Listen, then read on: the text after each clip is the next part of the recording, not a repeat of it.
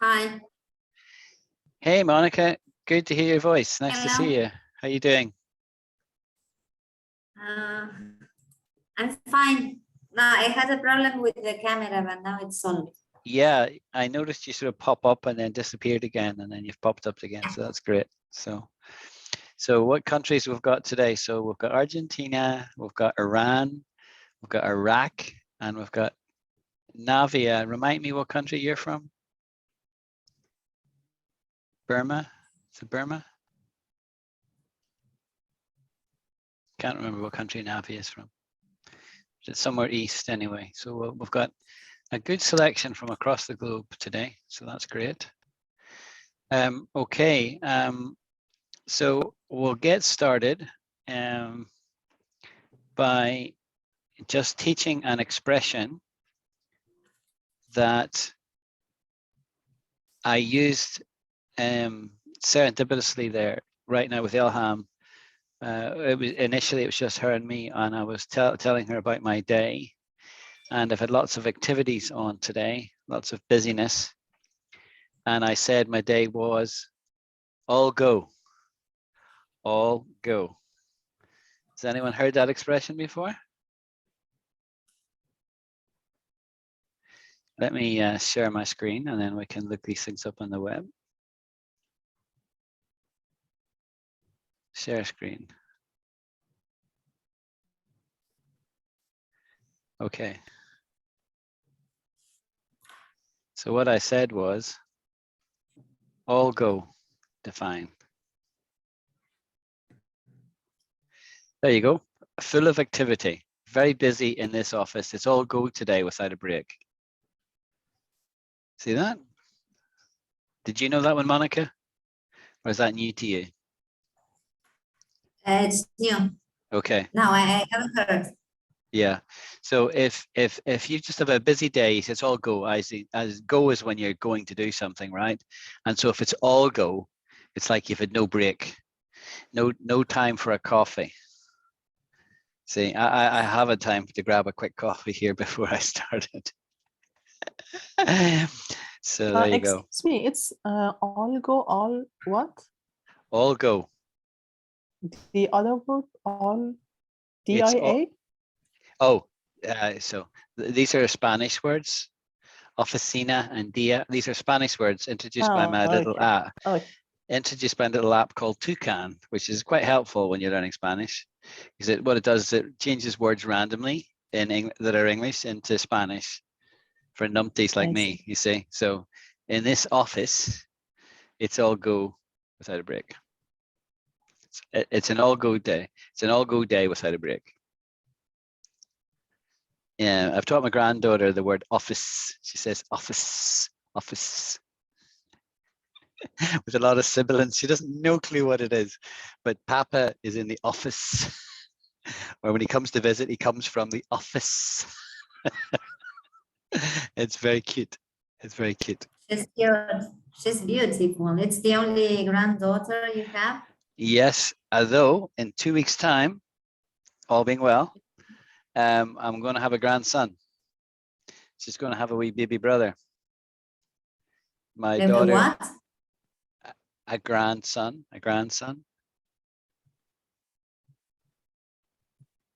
My daughter. Yeah, my daughter's going to have another baby. Okay. And we know it's a boy. She found that out. So there you go. So we all happy with all go?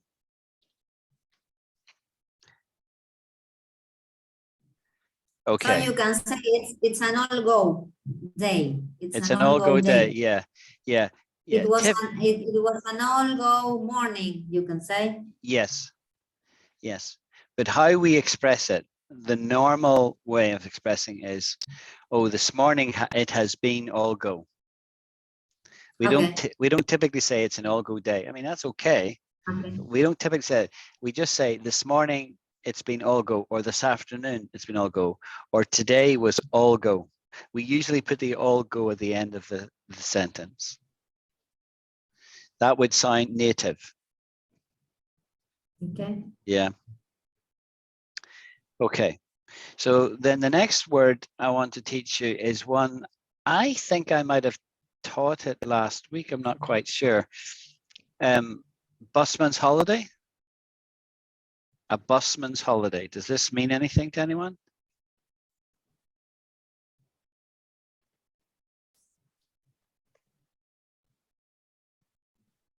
No? I take quietness as meaning doesn't mean anything. Okay. So let me tell you what a busman's holiday is. A busman's holiday is a holiday or form of recreation that involves doing the same thing that one does at work. Right? I'll give you an example and then I'll explain the etymology. A fire crew's Christmas outing turned into a busman's holiday when their coach caught fire. Right? So a busman is someone who drives a bus, right? Yeah, we all know what a bus is. Yeah, every country has buses for transport, and a busman is somebody who works on the bus. Simple as that. He's either the guy who collects the tickets or he's the guy who drives the bus. These days, you usually have one person doing everything. In the old days, you had somebody who drove and a separate guy who did the tickets.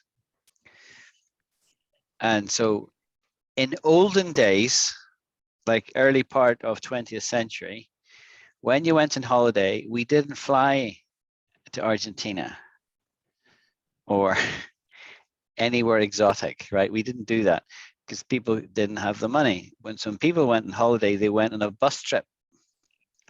They went on a bus trip. You got on a bus and you went to the seaside. Okay. And that was what everybody did. And so a busman's holiday simply describes like a busman, when they go on holiday, they're on a bus, but they're on a bus 7 days a week. That's their normal job, right? That's what they do. So when they go on holiday in a bus, assuming they go on a bus too, they're doing the same thing, so it doesn't feel like a holiday for them. So that's the etymology. That's where it comes from, and the sort of the logic behind the expression.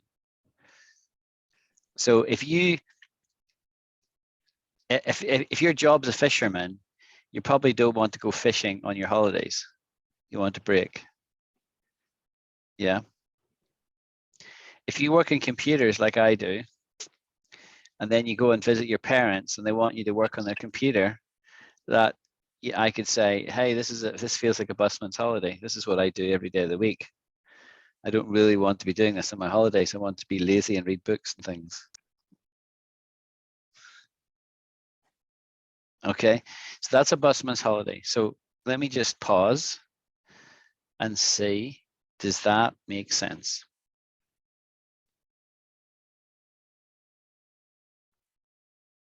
Now, blanks is no good to me. I could say blanks, no answers is no good to man or beast as an expression. So, if you don't mind, could you explain me with another example? Repeat, Navia, please. So, if you don't mind, could you explain me with another example? It's another example, sure. For example, it's typical for doctors when they go to a party and another person knows that this person is a doctor and ask questions about their own health.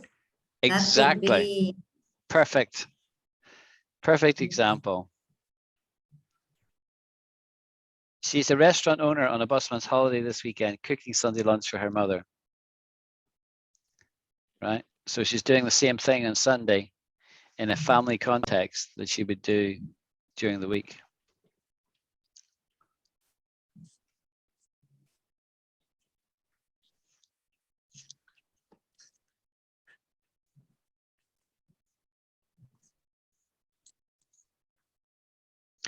I think this expression is a British thing. It's not an American thing.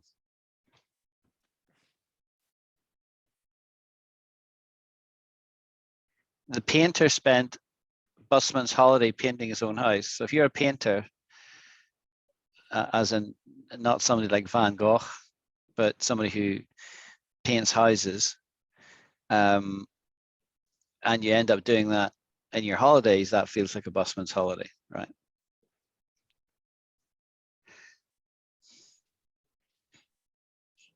Uncle Tom spent a busman's holiday working in his office. The visit was a culmination of the busman's holiday, during which I also visited a number of local builders and connected with the Puerto Rican instrument making scene. My father spent a busman's holiday working in the office. This, not surprisingly, was enhanced by miniature benches and wooden walling, a busman's holiday to a craftsman carpenter. Okay, Navia, are you comfortable now? Yes, sir, I have got that. Thank you. Okay. Is that Mona that's arrived? Mona? Hi, teacher. How are you? Hi. Good, thanks. Nice to see you. And You too. Martinez. Martinez, you finally joined us. You need to unmute Martinez for me to hear you if you're speaking. Martinez? Martinez makes lots of comments on the group chat. And I think he's from Colombia. Okay, I so we've think got... the pronunciation must be Martinez. Martinez. Martinez. Do you want to unmute Martinez so you can say hi? Yeah, hello guys, how are you? Yeah. So Martinez is fantastic, fabulous, magnificent. Yeah, sure. I'm so happy to know. Yeah, it's my pleasure.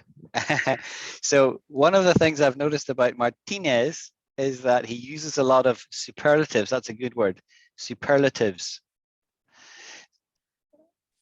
I don't know if that's a new word to you guys, but a superlative is something like fantastic, awesome. A wee Scottish one is fan-dabby-dozy, right? That's a superlative, right? If something is really good. And one of the things in the very few interactions I've had with Martinez is that he uses lots of superlatives. Am I wrong? Martinez, when I say, am I wrong? Yeah, I'm not wrong. I'm not wrong, exactly. So you see, I stated that question as a negative. Am I wrong? Forcing him to answer. That's something we do here, right? We ask, am I wrong? I really know I'm right, which is why I'm confident enough to say that. Am I wrong? So you have to say, no, you're not wrong. You're absolutely right. You see, it's a way of just verifying something. Rather than just saying I am right, you say, am I wrong? You say the opposite to force the other person to make a positive confirmation. Does that make sense? I just threw that in there. Sure. Yeah. Totally. Yes. Totally. Okay. You said something some classes ago with this double negative or something, but I can't find it now. It'll come up again. Everything comes up multiple times, you know. This is a good class. We have got 1, 2, 3, 4, 5, 6. That's pretty good. Okay. Now, this next word is a really good word. Calibre. Who can tell me what calibre means?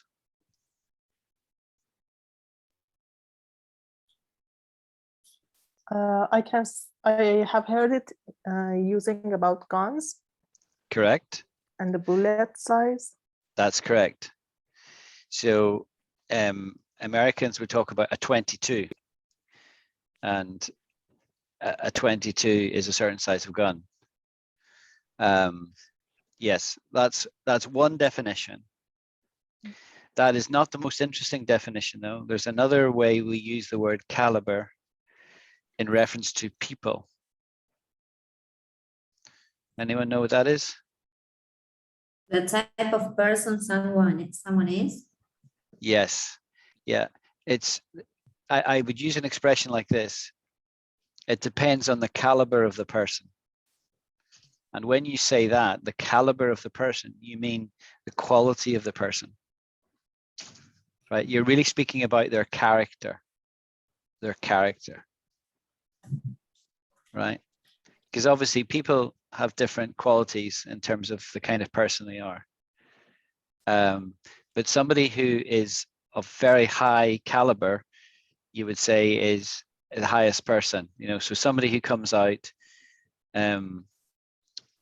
from, let's say, an Ivy League university in the States, an Ivy League university with a first-class honors degree would have a very high caliber. You describe them as having a very high caliber intellect, a high caliber intellect.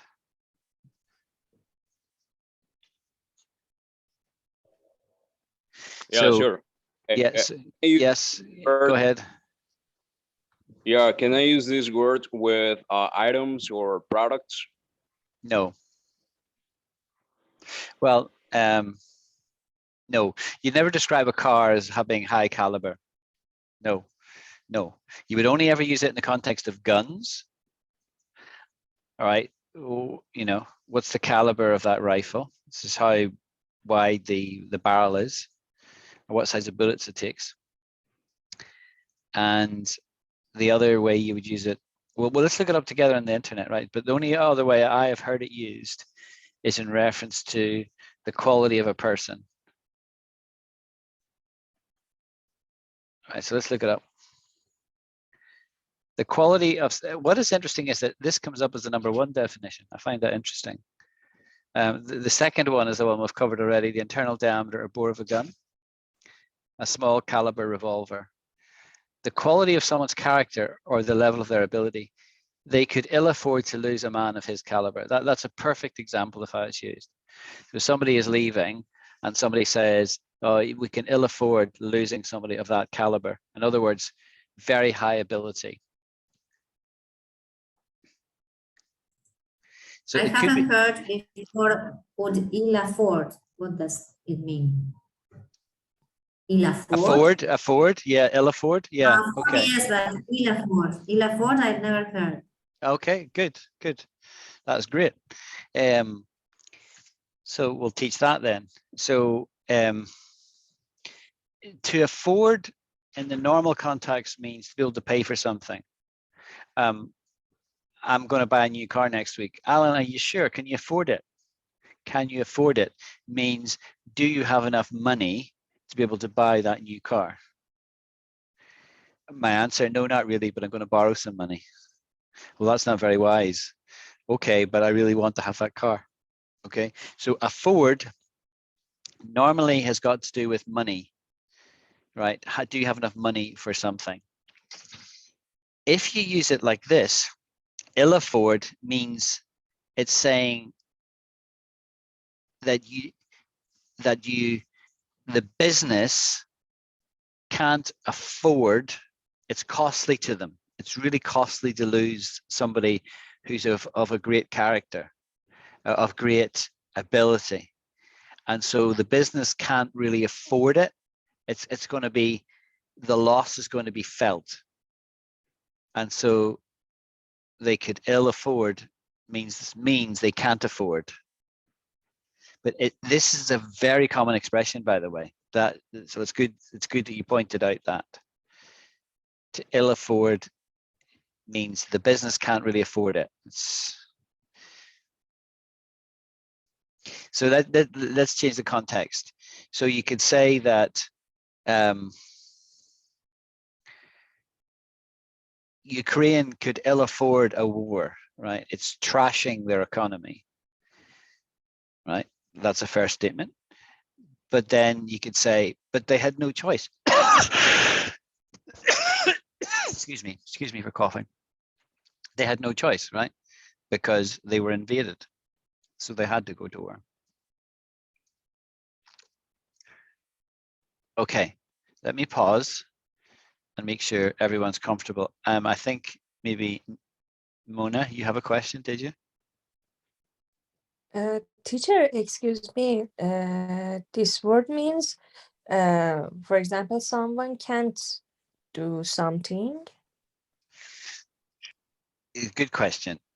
If you say afford in the positive sense without qualifying it, it means you can.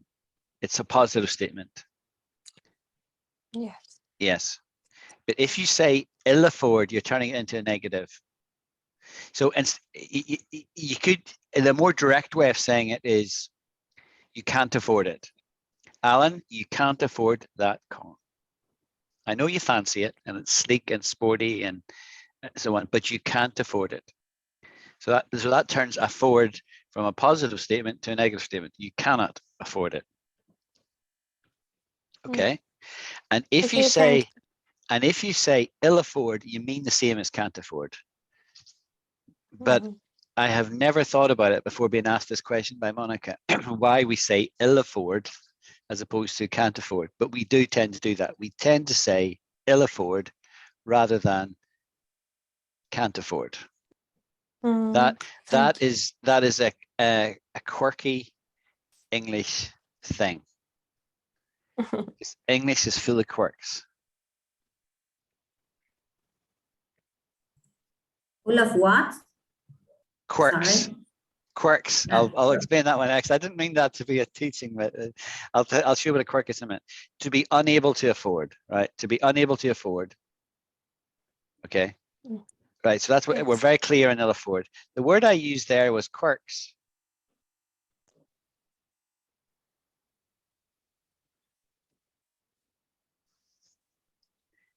A peculiar aspect of a person's character or behavior. They accepted her attitude as one of full of little quirks.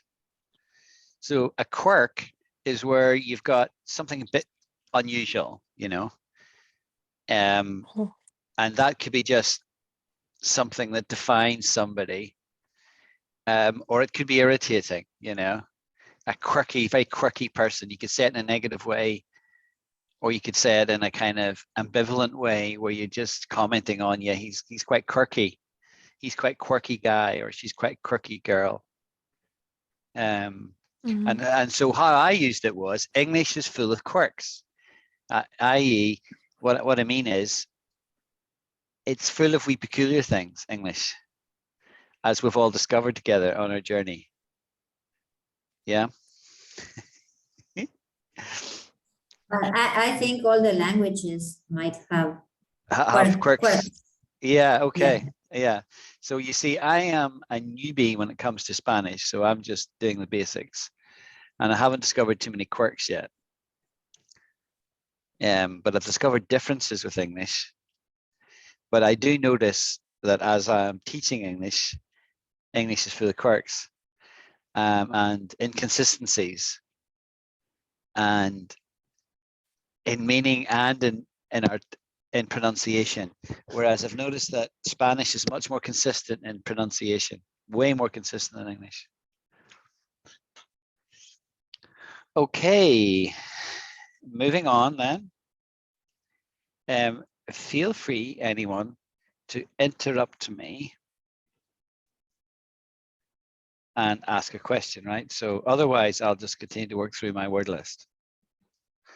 Now here is a great expression. And I actually read this in the newspaper the other day, and I thought, I'm going to teach my class this. Here was the expression I read. Just witnesses Julia's clay feet. So what does this mean if you describe somebody clay feet? Clay feet. What does that mean? Anyone got a clue?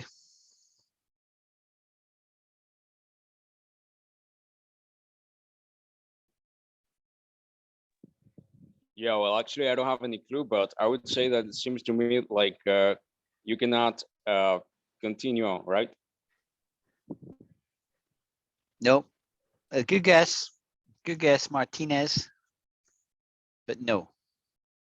Now, I knew what this meant immediately because it's actually a biblical reference, though most people don't know that.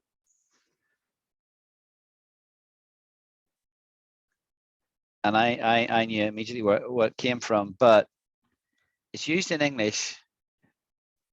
Let's look it up. It means a weakness. a weakness or hidden flaw in the character of a greatly admired or respected person.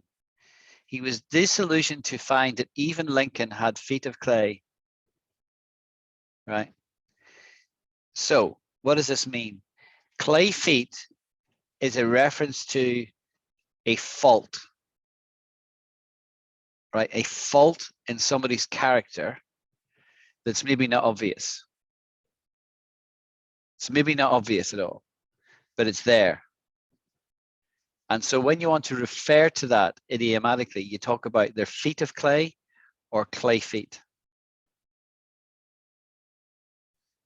Very good expression to know. And Yeah, like I sure. can't, Well, actually, yeah, in the Spanish we have a similar expression that is el talón de Aquiles. That means exactly the same thing. So a clay fit. so did you say the equivalent of Achilles heel? Achilles heel? Yeah, exactly. Okay, Yeah, we'll do that. exactly. We'll do that next. That we say that in English as well. And does that mean exactly the same thing? Yeah, it does. It does probably mean the same thing actually. But we say that as well. Achilles. So clay feet it comes from the Bible, right? From the book of Daniel. That'll be of interest to those of you who are from the land of Babylon, right? Iran, Persia, right? You'll be interested in that. And my friend from, is he still here? No, I don't know if he's still here. A friend from Iraq joined us earlier. But Achilles comes from Greek mythology. Greek mythology. Right? A weakness or vulnerable point. The Achilles heel of the case for nuclear power remains the issue of disposal of waste. What's that saying? That's saying that nuclear power is great, right? It's very powerful and what it can produce and so on. However, the downside of it is that you've got to dispose of the waste, and the waste is nuclear reactive, right? Let's look up the Wikipedia article together. An Achilles heel is a weakness in spite of an overall strength, which can lead to downfall, while the mythological origin refers to a physical vulnerability.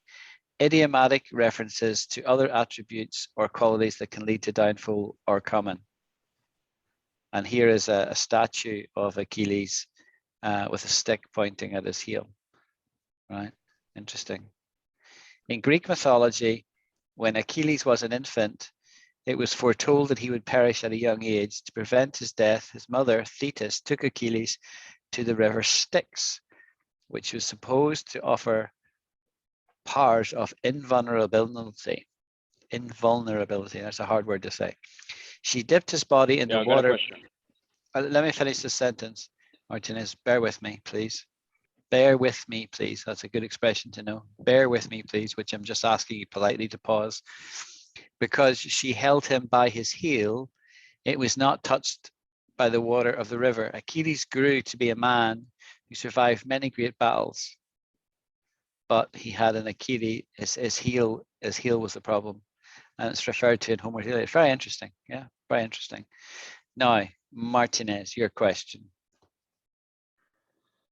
Yeah, it's related about the usage of the word. For example, can I say with this expression, for example, what's your Achilles heel? Or I'll tell you what, my Achilles heel is so-so, for example. Can I use it in this way? We wouldn't typically. This is one of these things that technically it's not wrong, but that's not how we would use it. How we would use it, the scenario is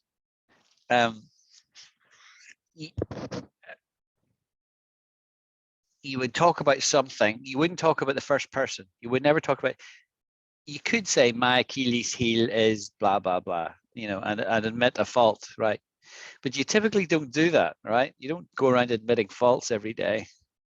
So, but people like to point faults at others, right? And so you'd say his Achilles heel, right? So for example, if you're describing somebody, I would say, oh, he's a very intelligent man, but his Achilles heel is he has got no emotional connection with people, right?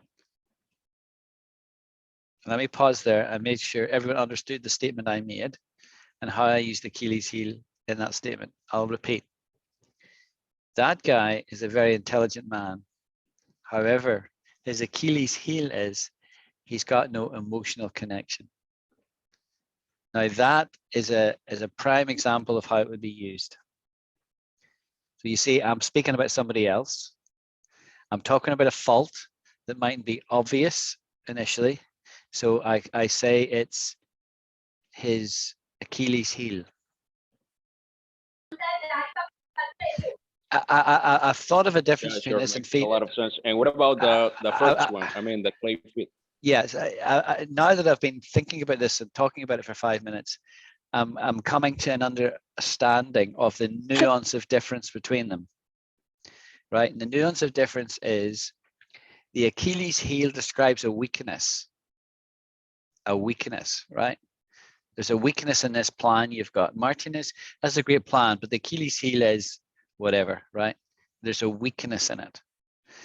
The feet of clay is like a fault line. It's a statement saying that it's not a weakness so much as a fault. There's a fault there, right? That's really what feet of clay means. But let me explain where it comes from, first of all. Very interesting. So, will I finish my statement, or or do you want to come in now, Elham? I see you've got your hand up.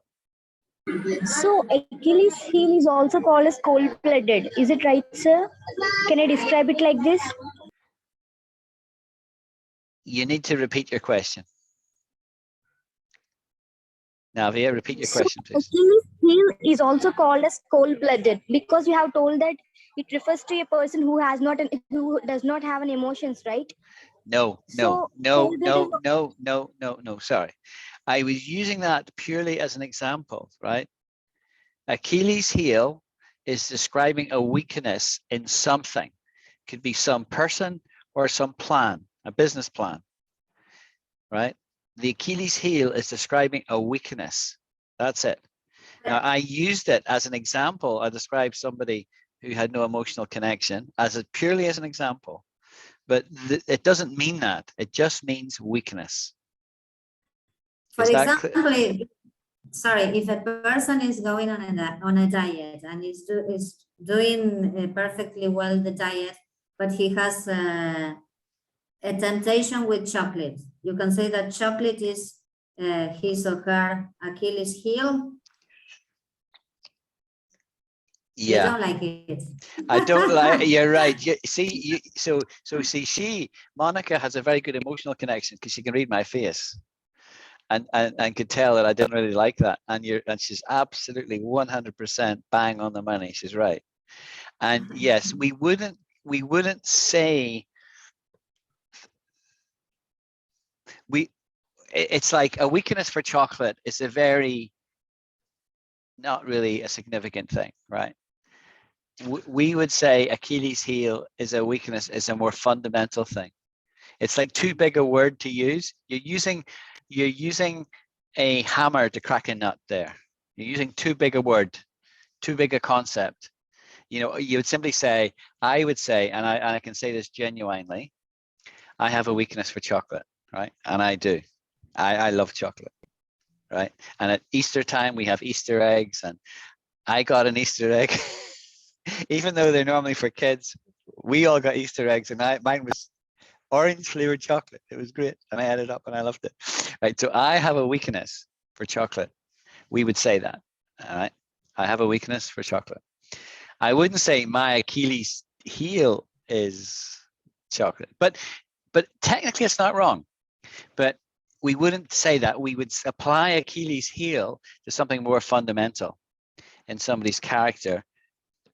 If we're talking about a person, or you might say about a business plan, we would use it equally to do with business ideas as we would about people, somebody's character.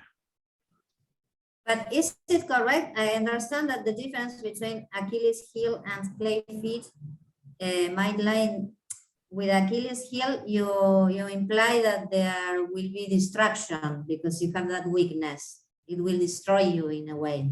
Yeah. And if you had clay feet, this wouldn't happen. No, do you understand? I You understand. don't like this one either. No, I didn't dislike it. I think I need to think about it a wee bit more. I think Achilles heel is very straightforward. Achilles heel means a fundamental weakness that you can't get rid of, a weakness. It's not necessarily a flaw in somebody's character. But when we say feet of clay, we're talking about a flaw in somebody's character. Yeah, but it's a weakness that can destroy you or get against you. Yeah. So this is a key aspect here, right?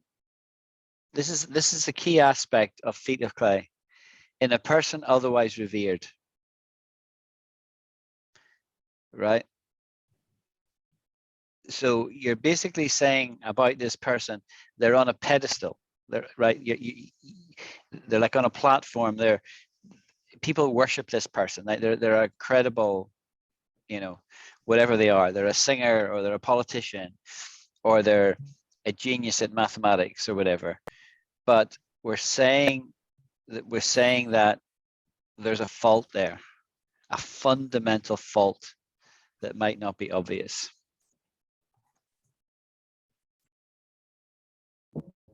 Yeah, I gotcha. Yeah. It's there's a difference between a weakness and a fault, right?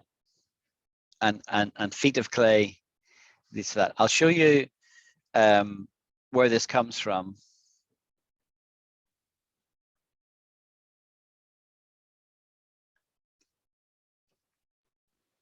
Yeah, sure. It seems to me like they are small differences, but they are, right?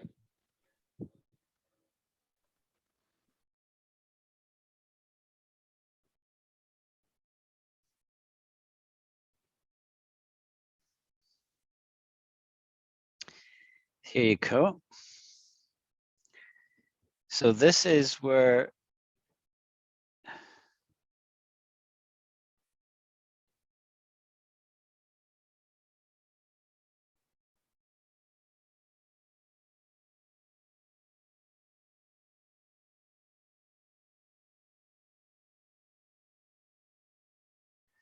okay, so this is a picture, right? So in the Bible, in Daniel chapter 2, there was a king called Nebuchadnezzar, who was the first and the greatest king he was the king of the Babylonian kingdom, right? A great king. And his kingdom lasted for 70 years. And it was taken over by Cyrus, who was a Persian. And it's unfortunate he's left already, but Reuben, who joined the first bit of the call, is actually a Kurd. A Kurd. You've heard of the Kurds. And the Kurds are the descendants of the Medes. And what Cyrus did was he collaborated with the Medes, and he brought the Persians and the Medes together so that they were powerful enough to attack the Babylonians. And they attacked the city of Babylon that was thought to be impregnable because it had double walls and had a moat that was fed by the Euphrates River. Very interesting history. I could talk about it for a long, long time. I won't for the sake of the class, right? It was very interesting. But in Daniel chapter 2, Nebuchadnezzar had a dream. And in this dream, he saw this great statue that was 60 cubits high, and a cubit is about 1.5 feet, so that's about 90 feet high. So he's seen this, and he was frightened by this image, and he asked his wise men, the Chaldeans and the astrologers, to explain it, and none of them could. But Daniel could explain it, And this is a little model of what he saw. So what he saw in his dream, and he couldn't remember the dream, but he was frightened by the dream. And so his test was, for the men that we're going to explain it to him, is you have to tell me what I dreamt and then tell me what it meant. And all the wise men said, no. You need to tell us what you dreamed and then we'll explain it to you. But he said, no, you'll just prepare a story. You have to tell me, I'll know you're authentic when you can tell me what I dreamed and its meaning. Anyway, so turns out Daniel, who was a Hebrew slave, Jewish, and he'd been taken as a teenager and brought to Babylon. And his character comes out in chapter 1, but it was really consolidated in chapter 2. So he was able to tell Nebuchadnezzar, what you dreamed was, you saw a great image, and described it to him. And the image had a head of gold, and it had arms and a chest of silver. And then it had, the mid part was brass, and it had feet of, or legs and thighs of iron. And it had feet which had iron mixed with clay. You see? Iron mixed with clay, and iron and clay don't mix.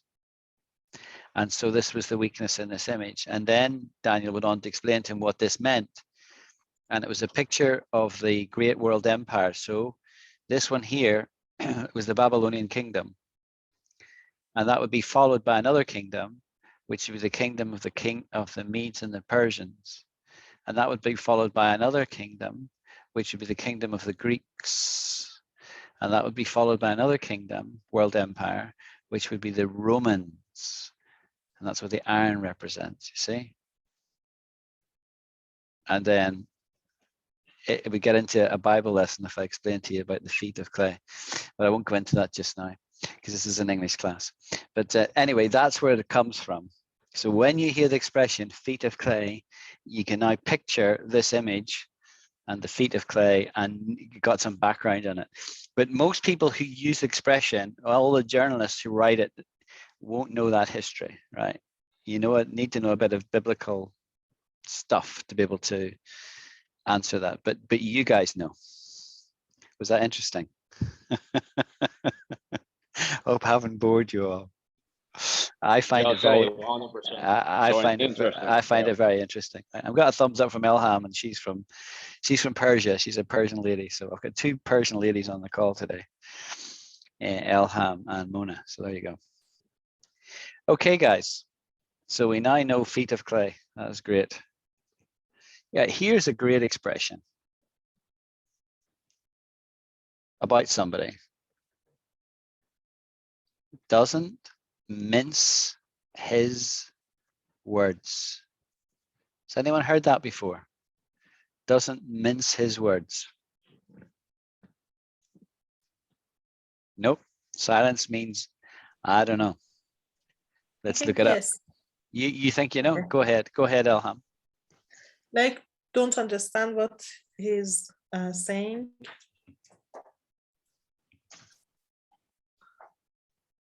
Like, No. he doesn't understand what he's saying. No. Yeah, you mean like ambiguous? Somebody's ambiguous? Is that what you mean? Ambiguous? Like, they don't think enough. Yeah. Yeah. If A somebody, person that goes straight to the point. Ambiguous means that it has different meanings, right? yes, correct. So politicians are very guilty of this. They deliberately speak ambiguously. Yeah, so they say things, and you can read it one of two ways. The expression we would use about that is mealy-mouthed. Mealy-mouthed. I'll teach you that in a minute. I'll come back to that. Mealy-mouthed is where you're not clear what you're saying deliberately. But doesn't mince his words is the opposite. Doesn't mince his words means he's really direct. He's really clear. It's really, there's no doubt whatsoever about what he means. That's what that means. So let's look at the definition here. To speak in a very direct and honest way without worrying about offending someone. He doesn't mince his words. Excuse me. So if you asked me what I honestly thought I'm a very direct person. I would tell you what I think about something, and about any subject under the sun. If you ask me what I think, I'll tell you. Right? I personally don't mince my words. Right? At least I like to think I don't mince my words.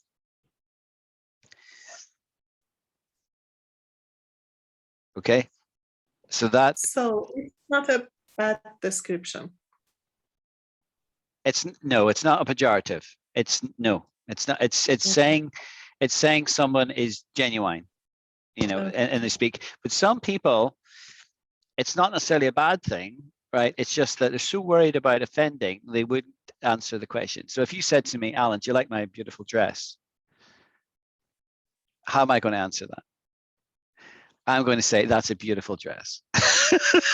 Because I know you want to hear that, right? And I would not offend you for the world, okay? But somebody who doesn't mince his words is saying, yeah, don't like it. You see what I mean? It's like, you know, that's not the friend that you want to have. You want somebody to say, you look beautiful today, you see? And to say other nice things, and your hair is wonderful and blah, blah, blah, blah, blah, right? You don't, in circumstances like that, you don't want somebody who doesn't mince his words.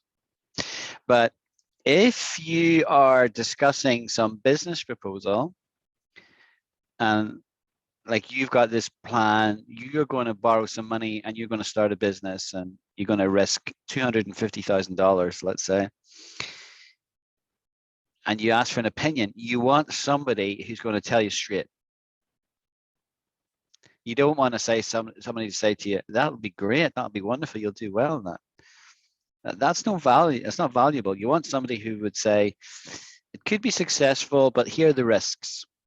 Have you thought about A? And what about that? And what happens if it doesn't, the turnover doesn't come in? Or what about the competition? Blah, blah, blah, blah, blah, right? That's somebody who doesn't mince his words, gets straight to it, tells you honestly what they think. That's what we mean when we say, he doesn't mince his words. Is that everyone clear on that? Yeah. Okay. So let's look at the opposite of that. And this is an expression that is used mealy-mouthed a lot by Dickens. Dickens made this kind of famous. When I was reading Dickens is when I first came across mealy-mouthed, right? And I should say, by the way, before I look this up, that in the UK, we eat something called porridge, otherwise known as oatmeal, particularly in Scotland, like for breakfast, we would have porridge oats or oatmeal. Do you guys know what that is? You heard of that? Oatmeal? Yeah. So we cook that, right? We cook it, we heat it up in water and boil it, and it's reckoned to be a cheap food, right? Cheap food. So in olden times, in Dickensian times, that's a great word, Dickensian, short for, comes from Dickens. If you take Dickens and then add on IEN, Dickensian describes very poor, very difficult situation. Because in Dickens' time, London, he's describing London. London was very poor. Most people were poor. They, you know, the shoes would have holes. There'd only one pair of shoes. If they had a pair of shoes, and they would have holes in their feet, holes in their shoes, right? So if you see something like that, you can describe it as Dickensian. Dickensian. So let's look up the meaning. Yeah, and so the point about people being poor is they eat poor food. They're not eating meat. They're not eating fancy vegetables. So mealy-mouthed is afraid to speak frankly or straightforwardly. So the opposite, the exact opposite of being doesn't mince his words, right? Exact opposite. Not answering directly. Yes, Mona, or yes, Monica. What does mealy mean? So yeah, good question. So meal is short for oatmeal. For what? Oatmeal. Sorry? Oatmeal. I'll write it down. And what soul? Oat. What soul?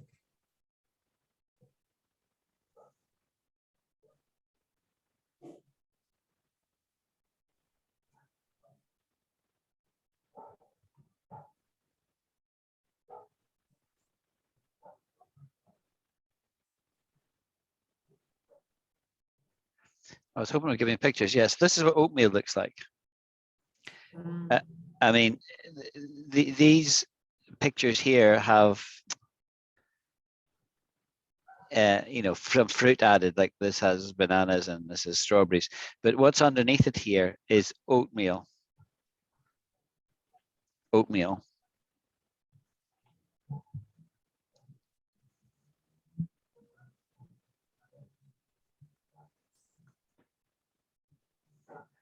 So this one here is what oatmeal looks like before it's cooked, right? Which is oats, right? This is what it looks like.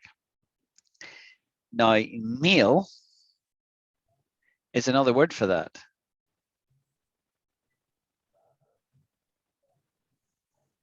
Now, obviously, meal can mean what you're eating.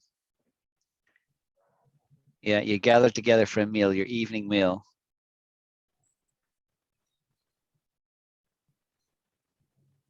But let's look at what else it means.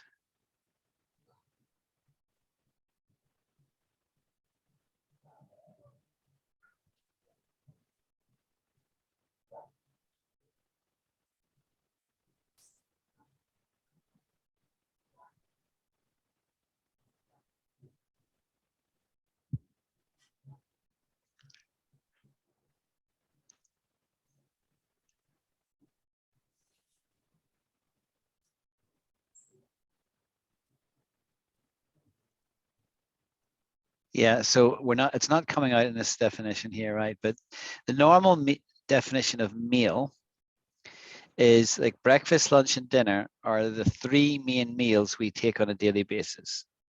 However, we plan special meals to celebrate special occasions, such as birthday dinners and workplace lunches, okay?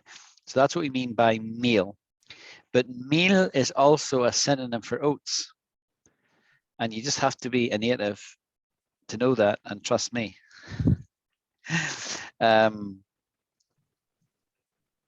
Synonym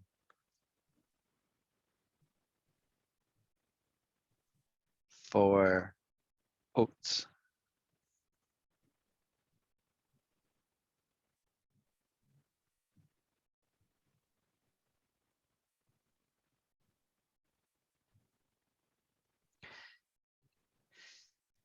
So porridge I've mentioned, cereal, gruel, oatmeal.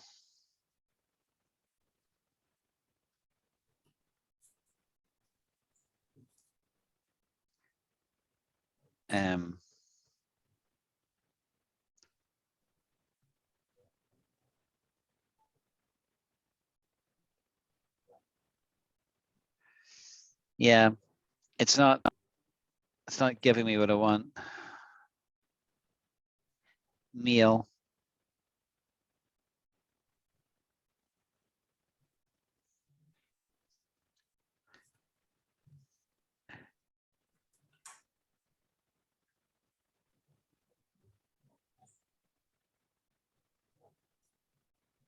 So you see how it's resembling meal. What it means by meal here is oats.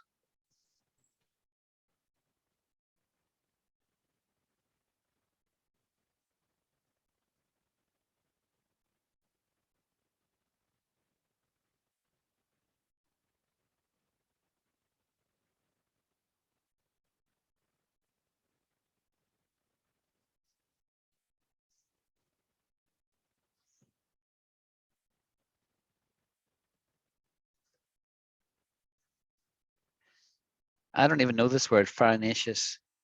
Having mealy texture, containing or rich in starch. 1646. There you go. Every day's a school day.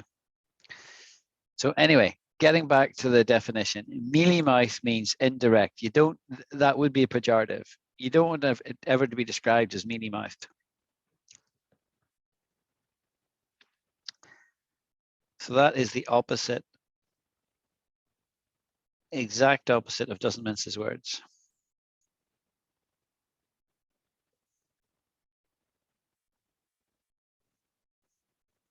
So if you ask somebody a direct question and they don't give you a direct answer, you can say to them, please don't be so mealy mouthed. Tell me straight. Tell me straight. I want a direct answer. Yes or no? I don't want you to talk around the issue. I don't want you to talk about the issue. I don't want you to talk about anything else. Just answer my question. I'll ask you a direct question. Right? So don't mince your words. See? I'm asking for a direct answer.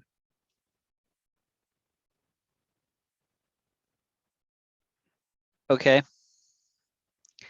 And then Here, I found a synonym for mealy, that it says flowery, like full of flour. okay. Flowery. Okay, that scans. Yeah, so if you, I'm wondering, is meal come from wheat rather than oats? The way you've got different cereals, right? You can have oats or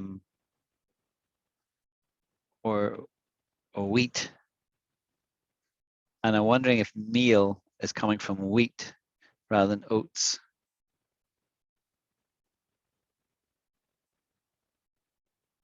And barley's the other one, barley. These are the three main cereals: barley, wheat, and oats. And it might be that mealy is coming from wheat. Now, so, when you think about it, our cereals that cereal people have for breakfast comes from one of these. You have Weetabix, that comes from wheat. We have corn flakes, that comes from corn. That's another one, corn. Then you've got porridge, which comes from oats.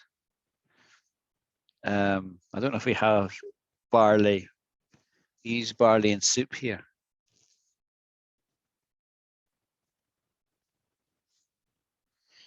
Anyway, I think we'll call it quits there. I think it's been quite a heavy lesson. We've dealt with some, fairly advanced topics and expressions. Hopefully it all makes sense to you guys. If anyone has any questions afterwards, feel free to ask them. Sir, What, Navia? Yes, Navia? sir, can I say, stop being mealy-mouthed, be straightforward to me? Can I say this? Yes, yes. And something, sir, sometimes I feel very hard to understand when I'm reading some kind of books. When Yeah. I'm reading some books, I feel so hard to understand those things really. And sometimes when the native speakers are speaking like that, with a good vocabulary, I feel so hard to understand what they're speaking about. And I literally feeling very bad about it because I'm not getting why I'm not getting. I feel like that. Okay. But the truth is, if you continue to read, your vocabulary will increase. And if you read things that you don't understand, you should stop, underline the word, look up the word, so that then you'll understand it. And you can also ask questions on group as well. Yes, sir. One day you have sent me one link, right, which I have asked the question between why the war is happening between Russia and Ukraine. I have asked one question, and you have sent some kind of stuff to me, right? So when I'm reading that, I feel very hard to understand those tips, sir. I feel so hard to understand. So at the time, I just want to ask you, but I did not get a chance to ask. Yeah, but that's a big topic. And also, Navia, you're young, so there's things that just because of your age, you might find it difficult to understand. But the discussion on the war that's not an English question, right? That's a political question. That's a big discussion, and we could talk about that for hours, and it would kind of hijack the class to talk about that. But if you'd be interested to talk about that, and others would be interested, I would be happy to have a discussion on it. We can share our opinions if you like, but we would have to make that a major discussion because we'd talk the whole hour about that. Yeah. The last question you mentioned before, bear with me, please. That means Bear with me. wait for me. Yeah, for me? yeah. Bear with me. Okay. Yeah, bear with me. I'm asking, when I say bear with me, I mean be patient with me. So if I'm asking you, I'll come back to you in a moment. I'll say, bear with me a wee moment. Just bear with me. Or if I'm explaining something, and I can see you're wanting to interject, that's how you would use it. I can see you're jumping in and wanting to interrupt me, and I'm saying, just bear with me a minute. Let me get this point done, and then I'll come back to you, or I'll let you come in. Bear with me. Bear with me. Yeah. Let me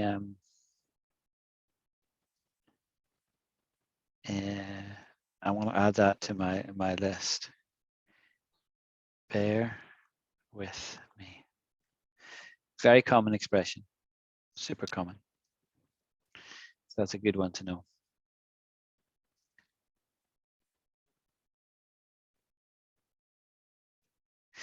So you could also say it about people, like, he was a very difficult man, but his wife bore with him, right? So that's passing comment on a woman who's very patient with a difficult husband. She bore with him.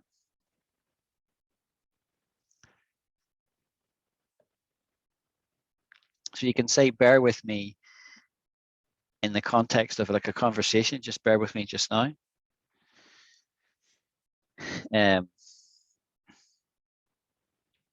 Or the context could be longer.